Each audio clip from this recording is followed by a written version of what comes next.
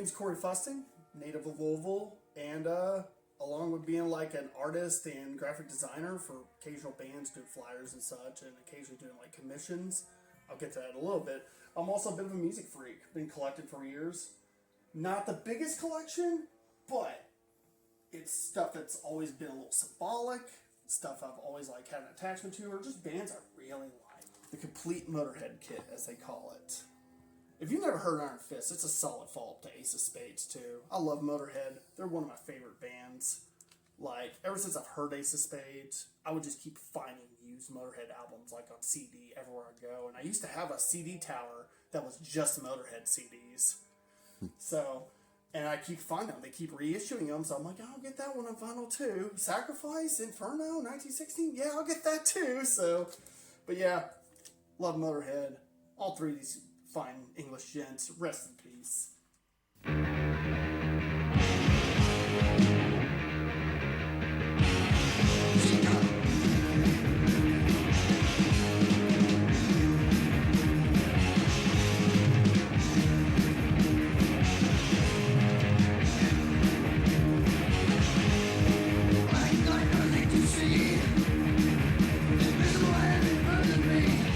One vendor, he had like a stack of vinyl and it was all soundtracks, and I scored this bad boy. Conan the Barbarian, OG Press, for like $40. And it's a promo copy. First of all, phenomenal soundtrack. If you've never seen this movie, it's a classic. It's Arnold's like true film debut in a sense, before like, well, Pumping Iron, but this is like the film that put him on the map.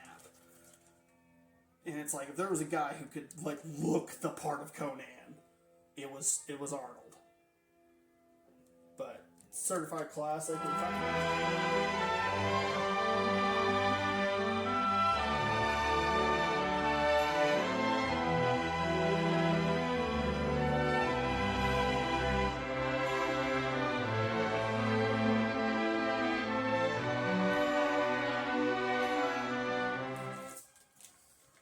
Witchcraft. Four boys from Sweden. Started in the early 2000s, initially as a Pentagram cover band. And their debut came out in 2004 on Rise Above Records in the UK, Music Cartel in the US. And I bought the CD when it came out. My parents dug this record. They said it sounded like something they would have listened to when they were young. And these four guys recorded this album in their basement. And if you told somebody, this album sounds like a lost gem from the 70s, they would believe you. They really nailed that vintage sound. It's unbelievable. The thing about this record is, the bonus track is on the vinyl. It's an original press. So, this site called All That Is Heavy, little distro site that had been around for years and years until it got new ownership and collapsed. They found a bunch of stuff in their vaults and were holding contests. You bought like $50 worth of records, you could win something. And I bought Black Sabbath Sabotage and Brant Bjork's Hollow Manta, the 10th anniversary edition, and some other goodies for $50, and I won this. I had a ton of people blowing up my DMs wanting it. Some people offered as much as $150, and I'm like, no, this is one of my favorite records. So this is one of my most prized possessions. Simple black vinyl, very no nonsense, but yeah, it's OG Witchcraft, Swedish hard rock, little doomy at times, very good stuff. They never try to replicate the sound on this, and it's probably for the best. Sometimes you just have lightning in a bottle, you know?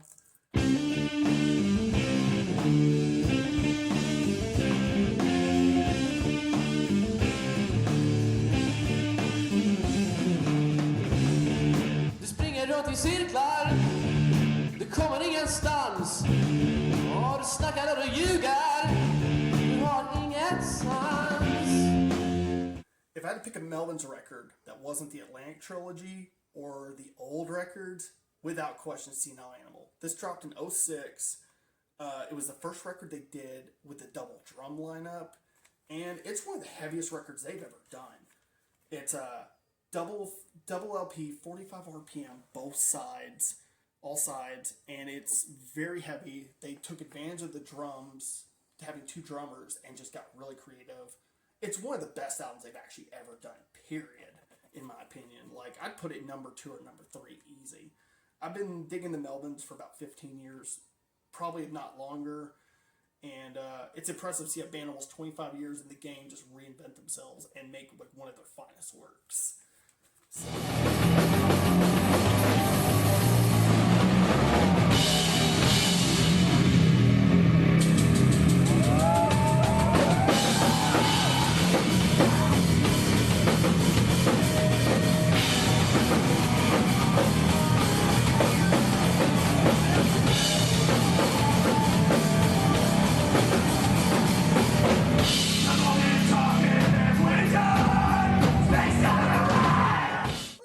Change up a little bit. Getting out of heavy territory, different kind of territory. If you're not familiar with Lee Scratch Perry, he, along with King Tubby, kind of pioneered the dub style of reggae.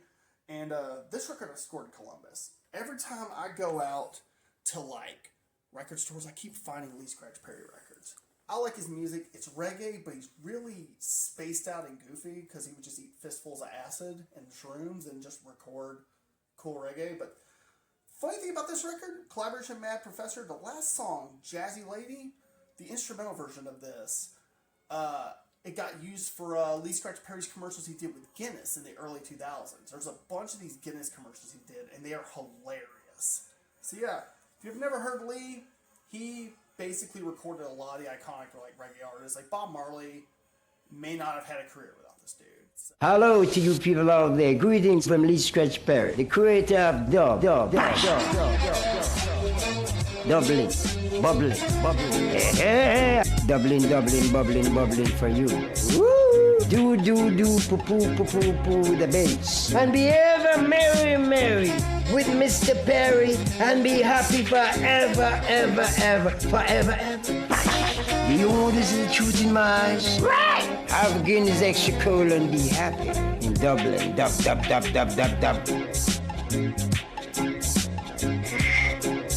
You like it? Yeah. Well, dub it. And this is like very heavy, fuzzy solo drone stuff. Very like hypnotic, like you're in the desert. And in late 2021, he talked about doing a vinyl record.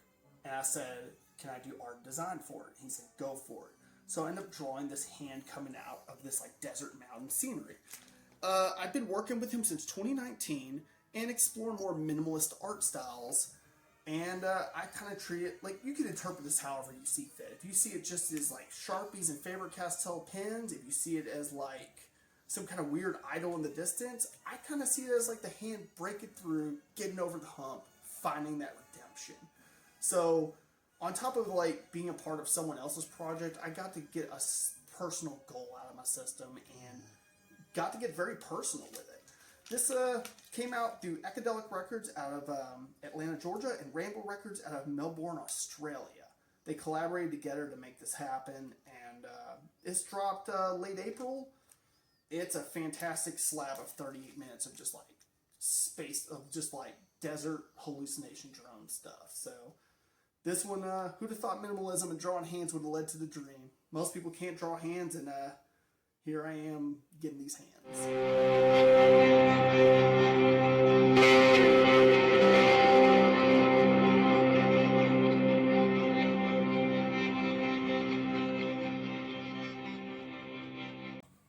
Black Sabbath, Born Again.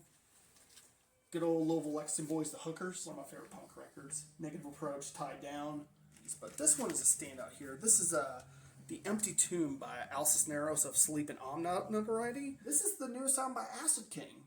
We've got we're going to shift heavier, some black and roll out of the Carolinas, All Hell. You ever heard Church of Misery? Both the King Horse 7-inch singles. These are not easy to come by either. Alright, digging through the soundtracks, we got one more. Rocky IV. Yeah, sure. We all know Rocky III, Eye of the Tiger, all that, but I mean, Burning Heart's a banger too. Two worlds collide, rival nations. Winning is a frustration. Bravely we hope against all hope. There is so much at stake. Our freedoms up against the ropes. Does the crowd understand? Is it easy? Goblin, London, England rock band. When I was finding a lot of new music, I started thumbing through different online labels like Meteor City, Small Stone, Sub Pop. Rise Above kind of caught my eye because of a few odd reviews, and I was just kind of, I saw this in FYE on CD years ago, and was just kind of like, this artwork is insane. I want to buy this and just dive right in. And first of all, Frank Kozik, R.I.P., absolute legend, Mr. Mandarin himself. But these guys are a heavy rock, stoner rock, doom band out of England. And they've toured with Clutch, they've toured with all kinds of artists. I've been lucky enough to see them a couple times. But I bought this, it leans more punky, hard rock, definitely big Motorhead influence throughout. And notably, it was produced by Scott Reeder of Kaius, and it has 2 songs by John Garcia.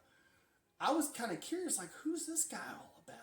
And I started looking up Kaius, found a bootleg on LimeWire, and then found a used copy of Blues for Red Sun, and found my little scene, found my genre, never really looked back. I was getting into punk and metal at the time, and exploring other oddities, but this record kind of led me on a good path.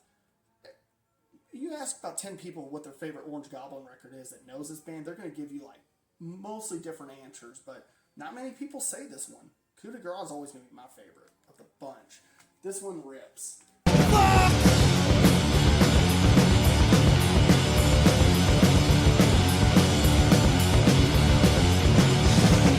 Turning you out to a world full of shit, twisting me out of return. Filling your brain with the light of cocaine. Psych out, body to burn. We know that your world will hate this. This is one of my favorite albums, period. And yeah, it is a reissue, but Spine of God by Monster Magnet. Way before Space Lord, before Negasonic Teenage Warhead, and, you know, Marvel naming their character after a Monster Magnet album, a song, which is way cool. But Spine of God, I heard this in like the tail end of high school, early college, and it's scuzzy, dirty psych. It's sleazy rock and roll, and it just hooked me to it because I was kind of an outsider, a bit of a loner, and I just resonated with this album for some reason. But yeah, this is one of my favorite albums, period. I do have a hoodie that of this design. It says it's a satanic drug thing you wouldn't understand, which is their just way of being like rock and roll, just to piss people off, and I always thought that was way cool. But I scored this. This is a Steamhammer reissue from like 06. Ear Ecstasy had it, grabbed it, because finding an original press, good luck, you know? But yeah, if you've never heard this record, if you've ever heard Monster Magnet, this is, a lot of people say this is the best one. I've come around to like a lot, pretty much almost all their music, though. I've been hooked on Power Trip again and Dopes to Infinity as well, but this one I come back to, if I'm in the right headspace, it's like, yeah, this is it. This is the one I want. Plus, it's also seeing the album cover of like this goat head being impaled on a spine. It's like, what the hell is this? This is insane. Good Lord. But yeah, one of the all-time favorites.